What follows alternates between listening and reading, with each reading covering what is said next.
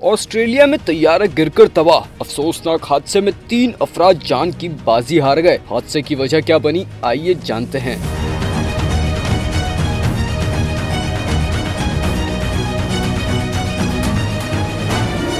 Australia के new south Wales में shell harbour airport पर एक लाइट तैयारा उड़ान भरते ही हादसे का शिकार हो गया, जिसके 3 अफराद जाँ बहक हो गए। मीडिया रिपोर्ट्स के मुताबिक तैयारे ने सुबह तकरीबन 10 बजे उड़ान भरी, जिसके चंद लम्हे बाद तैयारा तकरीबन 30 मीटर की बुलंदी पर पहुंचकर बाएं हाथ की जानिब झुक गया और जमीन से टकरा गया और आग लग गई। मीडिया रिपोर्ट्स के मुताबिक जाँ बहक अफराद की शनाख्त अभी तक वाज़ेह नहीं हो सकी है। इस हवाले से न्यू साउथ वेल्स पुलिस और ऑस्ट्रेलियाई ट्रांसपोर्टेशन सेफ्टी ब्यूरो ने तफ्तीश शुरू कर दी है।